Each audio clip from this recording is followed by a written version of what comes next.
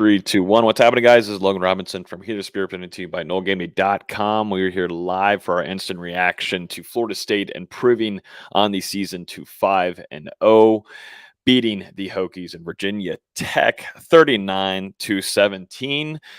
Solid win overall, I think, for Florida State. Had its ups and then it had its downs, had kind of a couple lacklusters of some quarters here and there, and a lot of undisciplined play that we're not used to seeing nowadays. But Florida State gets it done, and in pretty convincing fashion there at a score of 39-17. With me this evening is Austin Veazey, our guy from NoleGameday.com. How are you doing, man? Good. Tired. It was another weird game from Florida State, but I feel like we were all pretty close on the score prediction. Yep. I believe Dustin and I both said 41-20. That's basically just 1 point off if you look at the total. So we were right there. Literally, man, literally. And as usual, Florida State likes to keep these games in reach and give chances at least for some momentum to build for their opponents. And you saw that in the second quarter. Florida State starting off strong, getting those 22 points right off the bat, VZ. And then in the second quarter, just kind of squashing things. You also had the refs interference, which, I mean, it's kind of getting out of hand now. Oh, I wrote them all down. I was writing them down as it was happening. You had that Yeah, what do you got? You had that missed pass interference on the go ball to Ja'Kai where he just got grabbed by the shoulder. And you could tell after that play that the offense didn't have the same confidence and the same rhythm because they couldn't connect on that deep shot. It was a perfectly thrown ball. Jordan Travis put it right on the money. Douglas gets grabbed by the shoulder and pulls him back. You could see it live, and just a shame that it doesn't get called. Then you have the roughing the passer on 54 that wipes away an Azarius Thomas interception, which I thought was at best 50-50. 54 was there pretty soon after that ball got hit, and it's not like he went high, went low. There really wasn't anything he could do. He had the false start and the discerning signals thing like Boston College had against us a few weeks ago, which we never really got any explanation on that. They had a couple generous first down spots for Virginia Tech where it seemed like they were a half yard short, and they ended up giving them the first. That third down swing pass, that was incomplete, but the refs let it play out, and Virginia Tech ends up getting fourth and short. They do the tush and push and end up getting the first. That was incomplete. That ball hit the ground. And the fact it didn't get reviewed was kind of shameful. Man, it's so consistent, isn't it, with the ACC? I don't know. I don't understand what it is.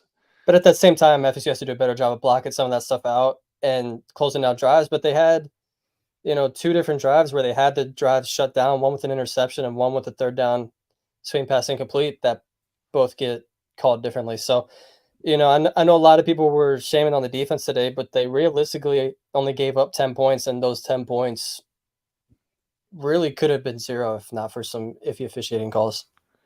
Yeah, it just kind of lessened the momentum for Florida State, which what they For had sure. and the first quarter. But there's also some undisciplined plays that we saw from Florida State on their side and hurting Yep. themselves in the red zones, false starts, multiple from Maurice Smith today, which is just uncharacteristic from him and his play of being a veteran this long and the system and everything. But yeah, I mean, just going to some good positives here. Florida State was able to get its run game going here, and there was a lot of good blocking from the up and the trenches, going to your tight end sets, and then also to your wide receivers downfield. We saw Kentron Poitier, Ja'Kai Douglas make their debut. We saw Robert Scott also make his comeback after going down against LSU. Also seeing Akeem Dent was big for this defense. But overall, though, going back to the run game, something that we talked about in this last week's episode, they needed to establish that. They needed something to switch. They needed to fix a couple things, and this team can go back to being deadly on offense like we saw signs against LSU. But VZ, let's just talk about some of these stats and go into the run game with Trey Benson, who puts on an exacta of 200 yards on the ground, 11 attempts. His longest of the day was 85, which is crazy to say. I could say his longest could have been 62, but no, 85 yards, house call. It just goes to show how much he can utilize his speed. And that DB, I tweeted it, he got cooked. Yeah, I mean, and just overall, Florida State averaged 7.8 yards per rush, and if you take out the sacks, it was close to 9 yards per run. It was exactly what we talked about, on Wednesday night, that Florida State had to get the running game established, and if they were going to do it against anybody, it was going to be against Virginia Tech that had an iffy run defense. And they were finally doing some different things with the run game. They weren't calling the same counter traps and sweeps. They were finally getting some stuff to the outside. And if Trey Benson hits that outside and can put his foot on the ground, he's gone. He's got legit track speed once he can actually put his foot on the ground. And it was so good to see him again. We've been wondering where he's been through the first quarter of the season, and he showed up in a huge way today. It was great to see him perform the way he did. And I thought Lawrence Toafili had a couple of nice runs as well with his 50 yards. Yeah, just overall some bigger holes made open for the running back room, and we got to see a lot of Rodney Hill as well. One play that really stood out to me was Destin Hill's one-on-one Yep, grab, 30-yarder. Man, that was great catch. beautiful. It was a great catch. Great catch at the Man, sideline. And and we've that's been something that, waiting. yeah, I was about to say. We've been waiting on them to target just someone else other than Johnny Wilson and Keon Coleman. And once Johnny Wilson got hurt, which we can touch on later, they had to just out of simple necessity. Yeah, the deep ball to Ja'Kai Douglas in either third or fourth quarter. I already forgot that. Travis puts it where it's supposed to be. That's a touchdown. Um, you had that great contested catch from Destin Hill. It was a great snag. Marquiston was involved. Kyle Morlock was involved early. It hmm was it was weird to not see Jaheim Bell out there much. I know he had a couple snaps, but not too many. I'm interested to see if we hear anything on that um, from Norvell today or this week. Um, but it was great to see some other guys involved. What a great snap from Dustin Hill. I'm so happy for him. 100%. We've been talking about it the last couple of weeks on the show, just having some plays made to Destin Hill, and I think it just takes from Jordan Travis building some trust with him, because early on we saw at LSU giving that opportunity down with the fade route, but since then it's just kind of been hit or miss with Destin, and sometimes there'd be a wide open Hill, but he gave a really good opportunity, really beautiful ball where he knew that Destin Hill would utilize his strength and a little bit of his agility to get up there and take on that guy and bring it down. But really impressive catch there from a true freshman wide receiver. One thing to worth, a couple things to mention here, but some injuries that we're keeping an eye on. Number one is Johnny Wilson going down, which really is concerning for Florida State because of how big of a factor he is on this offense. So it seemed like he kind of got, knocked by two guys. It was a hard hit, and Yeah. it seemed like it could have been anywhere on the body. They showed a replay on ESPN. It seemed like there could be even a leg injury involved in it as well. But we did see him walking into the locker room, VZ, but he was having a stellar game, 2 touchdowns on the day, and him and Jordan Travis were cooking.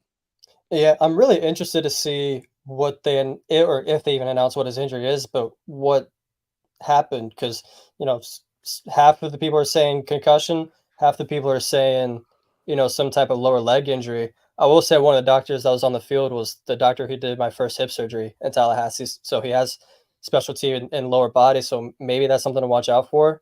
We'll see. Hopefully he's healthy and can come back sooner rather than later. And you could tell the offense wasn't quite the same without him because he just has that kind of impact. And Jordan Travis was looking for him early. They called a few different intermediate in routes for him that just 10 to 15 yards down the field. Again, something we've been calling for, just some of those intermediate routes for just to get in the middle of the field. We hadn't really seen it all year, and they finally got to it a little bit this year. Yeah, definitely hoping he's healthy.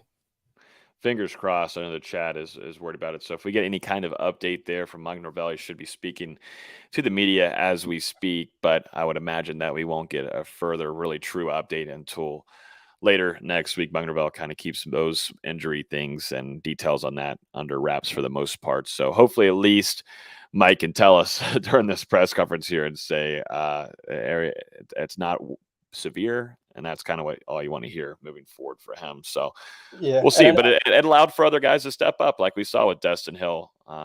We saw Kentrell Portier out there, but wasn't really targeted as much. But some other guys had to step up.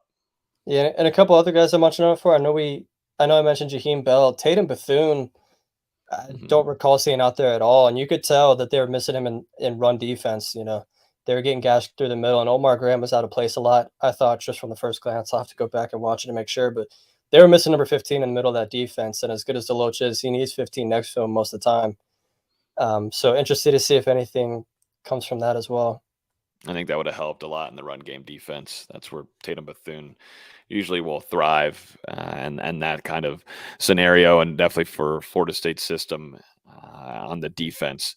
Looking at a few things as well on here. Like I said, it was good to see Ja'Kai Douglas back involved. Kentron Poitier.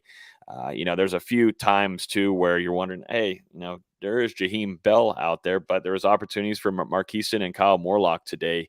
It just goes to show too, you can't be giving it off to everybody as much as you'd wish. You want to get it to your star players, of course, but sometimes whenever your star players are out there and you got a lot of them, these defenses are going to protect and make sure they're doing their due diligence to stop those big plays from being made, and it's going to open up some spots for some other guys that maybe aren't your biggest names. But Florida State was able to put up a total of 452 yards on the day offensively. Yeah, it seemed like we saw a lot of Marquiston today. I'm interested to see the snap count numbers whenever PFF releases them. I also thought we saw a little bit of Preston Daniel. I know he wasn't targeted, but I remember seeing him out there more than a Yep. handful of times. So even if Bell's not out there, they've got more than enough talent to make up for it. 100% they do. Also, got to give credit here for D'Lo. He's not on the show with us. He's at the press conference, but he did call Jared Verse to have 2 sacks on the day. I had Yeah, predicted one. He got it right.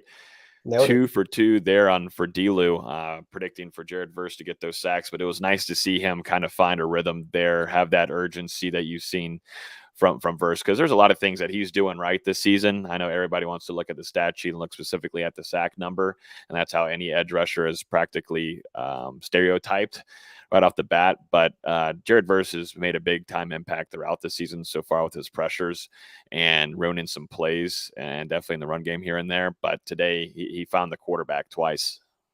Yeah, I didn't love his unsportsmanlike conduct on that punt in the Yeah. late in the game, but he was getting after the quarterback. And it was great to see. There was one time I recall early in the game where he got off the snap so fast that Yeah. it ended up being a run play. And first point at the left tackle was like, next time that quarterback's going down. Um, you could see him talking a little bit, and he finally got it. Like you just said, he's been getting the pressures all year. He just hadn't gotten home because a lot of these teams that are playing Florida State are trying to get the ball out quickly, try to slow this pass rush just a little bit. It was good to see Verse get home finally. Markel Williams on Facebook commenting, Conrad Hussey was impressive, and sure, he was the true freshman defensive back for Florida State, someone who showed up and the actual summer. He wasn't an EE. He showed up and was early standout in the first day of fall camp, which I was there in attendance for, making some plays. But today specifically, that shot on the Virginia Tech player, that was nasty. That was just a great football hit from him. And then he was almost going to have 2 recoveries, but he ends up getting 1 recovery there, putting himself at the right spot. But Conrad Hussey was flying around all day on the defensive side of the ball, which is nice to see that you can have that with the Kevin Knowles, Akeem Dent, Shaheem Brown, and you add in a true freshman, get this amount of playing time of this magnitude is huge for him. I think we're going to see a lot more of him in the latter half of 2023. Yeah, that hit on the running back was a hit. You don't see that from true freshmen very often. And on first glance, I almost thought it was a fumble just of the way it was angled. Yeah, But he had a show out for the birthday. Wasn't it his birthday recently in I the last think it. couple of days? Yeah, it might have been. I might have missed the Twitter post. Someone in the comment will most certainly let us know. Either way, But Florida State needed some more safety play for if Akeem Dent goes down again. 'Cause that's just who he is historically. He's going to miss games here and there. Somebody's got to step up, and Hussey was physical. It's the one thing that we were complaining about from when Kevin Knowles is back there. He just wasn't very physical to get into the ball. When Hussey was there, he was arriving in a hurry. And I was glad to see him perform well. yep, he was.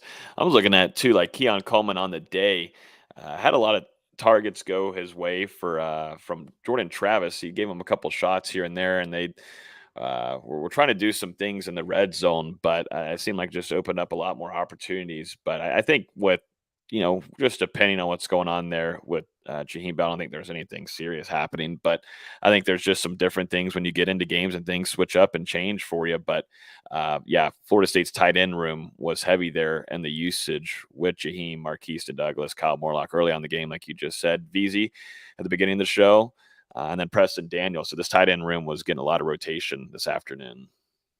Yeah, and as much as we all want to see Jaheim Bell out there, they do need to establish some depth. And we all kind of wondered where Kyle Morlock's role was going to be this season because, yeah, he was playing a lot early, but he wasn't seeing a lot of targets. So to see him involved early was definitely a nice thing.